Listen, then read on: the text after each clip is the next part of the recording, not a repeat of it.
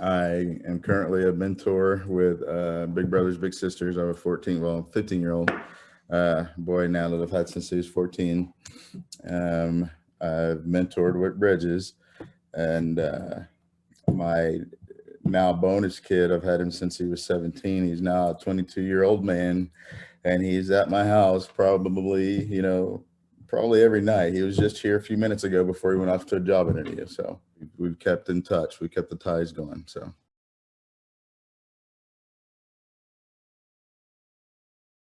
I grew up without my father.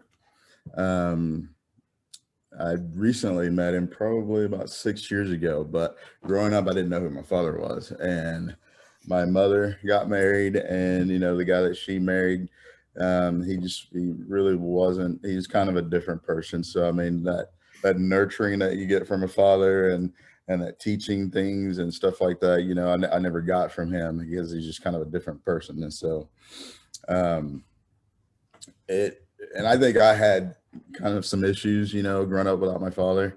I worked before I became a police officer. I worked at a group home for at-risk youth. It was a boys group home, and I really think that kind of helped me get through some of the things that I was going through, being able to help them and kind of be there for them. And so my wife, actually Megan, she kind of pushed me to get into Bridges for so long, and yeah, I don't know why I kept putting it off, but I think everything happens for a reason.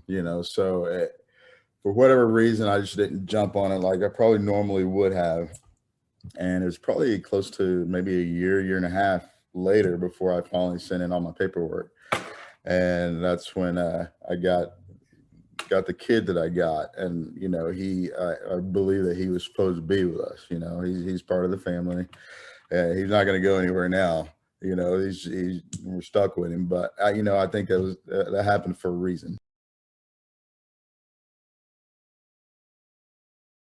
It does take time, but it doesn't take much effort. I think that's kind of the misconception that most people have, and you put in the time that you want, and when you're putting in time, it doesn't really seem like you're doing anything different. Like I said, Keyante has become part of our family. So when he's here, when we did things before, going to basketball games, going to events up at Bridges, it wasn't anything. We felt like we were doing something for our own child. So it wasn't like it was this huge undertaking for us. And, like I said, now he comes and goes as he pleases, and he has that comfort that, he can have somebody there for him even when he messes up. And he has messed up with us a few times, but to have that security that we're always going to be there, regardless whether he messes up, and to try to teach him to do better. And and he's learning that, and it's funny watching him because he's not real one to share his feelings much to people he doesn't know, but he has opened up a lot. He talks to pretty much anybody, and he's quick to say, I love you, when he's ready. This is a big kid, you don't want people knowing he's, I didn't say that, he's 6'3", he's a big dude, but it's important for him to have that. And it's important for me to give him that, to have that security that he doesn't have, anywhere else.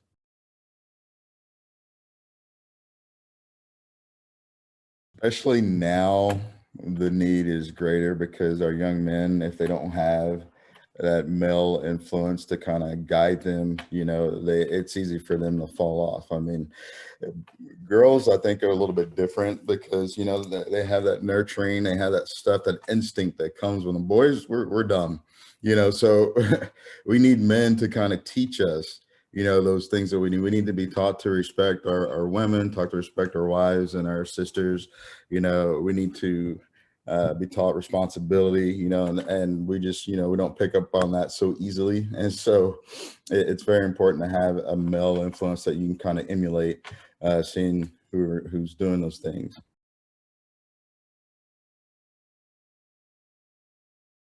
The young man that I have from Big Brother Big Sisters, when I first got him, he was having a whole lot of trouble kind of trusting. His father wasn't really there for him. his counselor was the only male that he kind of had, and he was leaving to due to some other circumstances. And so it was just kind of hard for him to trust. And his mother actually had him set up for Big Brothers Big Sisters for a long time too. Like I told you before, I think things happen for a reason. Like for me taking so long to actually fill in my application for Bridges, and I ended up with Keyante, who's still a part of our family. This kid, his mother, she had him set up to go be a part of Big Brothers Big Sisters for a long time, but she just would not have any mentor. She wanted somebody that could set a different example.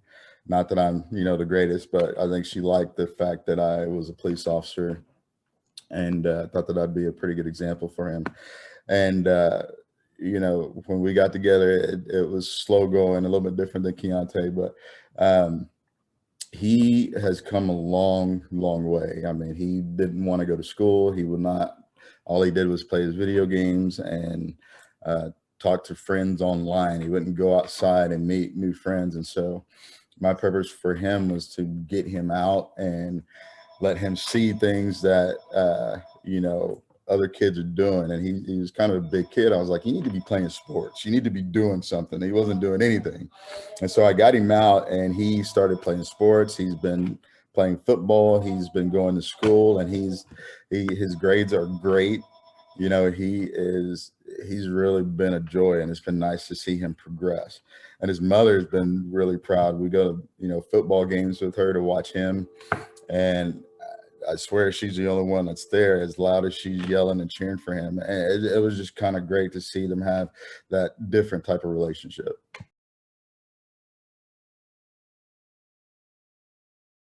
With the pandemic that we had, and kind of with my job, I'm also on the SWAT team. And so a lot of times I get called out to do other things when I'm off. And so it's been kind of difficult with him necessarily. I check in with him, try to check in with him at least once every week or so. We get together probably on the weekends. I'll have him come over here and he hangs out with us and our family, my kids, and they get along well and play a lot. Like I said with Keyante, that kid's here every night, so I see him all the time. I don't have to reach out to him. He's just going to be here.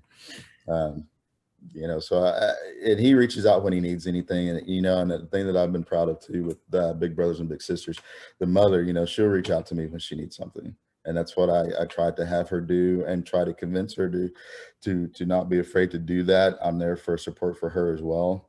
And when there's been some times where, they kind of slipped up a little bit. He slipped up. And so she'd call me, and, we kind of work it out together. So I'm proud of being able to provide that support too, that she didn't have.